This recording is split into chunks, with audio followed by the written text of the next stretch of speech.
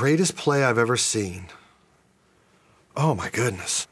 The greatest play I've ever seen? There's so many plays. I mean, I think what makes a play worthy of being one of the greatest plays of the last century, I think it's got to inspire.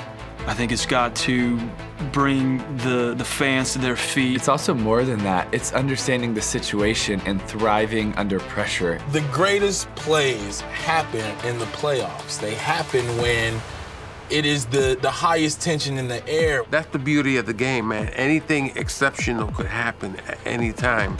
This is gonna be fun. I love like this.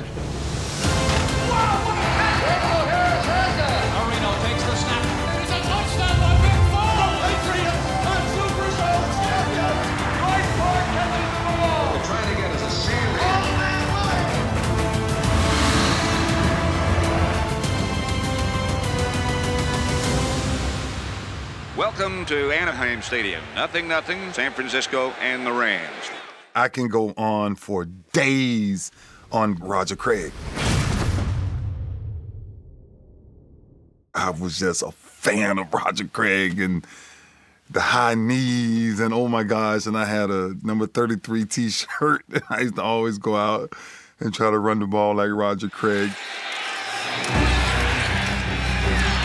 Roger Craig, still on his feet, still running.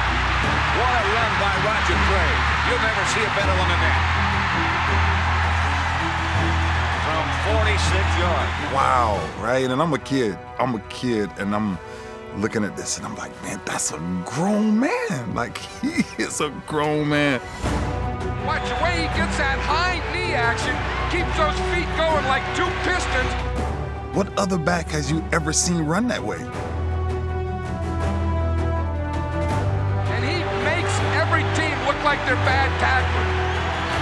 That's going to be in a lot of highlights for a long time. What an effort by Roger Craig.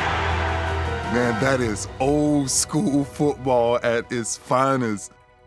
MetLife Stadium on this Sunday Night Football Thanksgiving special. On Thanksgiving night, in a big, huge rivalry game, Al Michaels, Mr. Do You Believe in Miracles, is calling the play. You got a busted play here, and then Sanchez gets hit. The ball is loose, and then going into the end zone is Steve Gregory. Of course, Belichick's team is situationally brilliant and perfectly positioned to scoop up a ball that's created by a collision from man's face to another man's ass. Unbelievable, Bob. You got a broken play, then you run into the backside of your right guard. Is something that just sticks in the craw of every New York Jet fan. So let's move on. Billy Sims is exploding.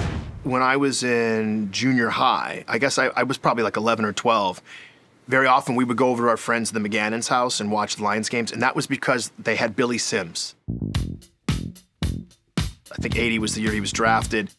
There was this great sense like, oh, this guy might make a real difference. And then 82 or 83 was a season where it looked like, oh my gosh, we might make it to the playoffs. So that was kind of the excitement around them, and we used to listen to the Queen song, Another One Bites the Dust, as they were winning game after game after game. Let's go! And there was a game where they were playing Houston, and there's this crazy run where the quarterback pitched him the ball.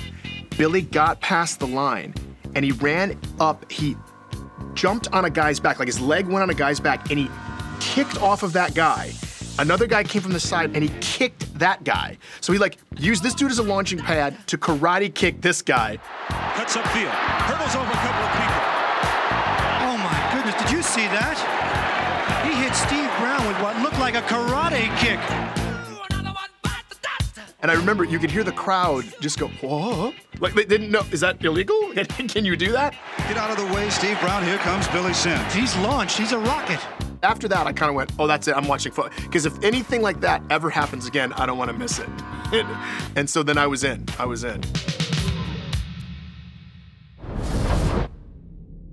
In 1965, there are defensive men in the league who have dedicated themselves, their souls and their bodies, to a holy war against Jimmy Brown.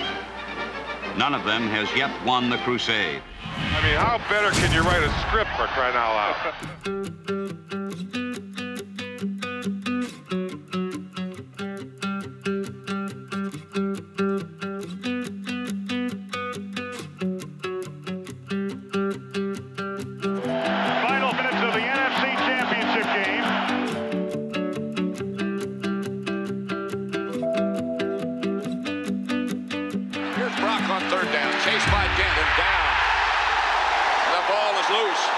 Bears have it.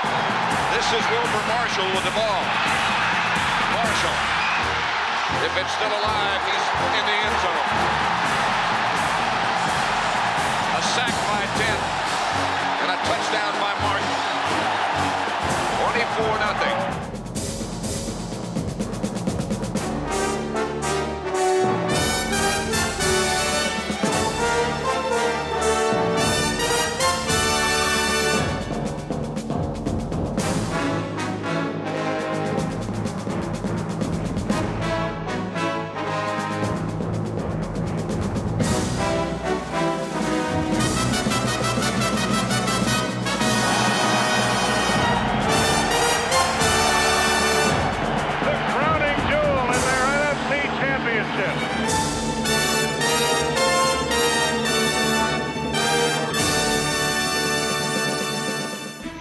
This is the face of an all-pro safety.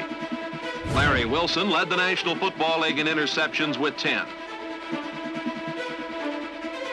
Wilson ran back 2 of his 10 interceptions for TDs. He returned this one against the Eagles for 91 yards.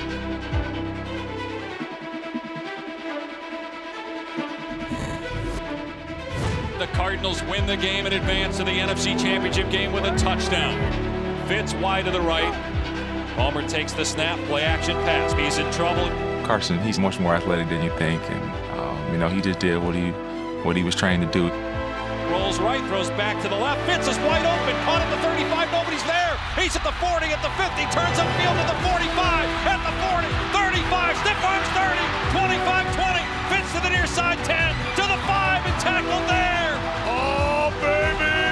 Y.A. Tittle fades into the end zone and uncorks a hefty heave to Hugh McElhaney, who gathers in the pigskin on the 35. He stops down the 40. However, it's just a momentary pause as the great 49er rookie scampers down to the 17 before being pushed out of bounds. We're coming back! Coming back! They've got to get a touchdown to tie this back up. Vinny under center. Play action. Dumps it over the middle. Caught. Juggled. Is it held? Touchdown. Touchdown to Jumbo Elliott. Hit the deck, and now the Jets tie it at 37. With the championship riding on his shoulders, Steve Van Buren blasts off right tackle for the game-winning touchdown.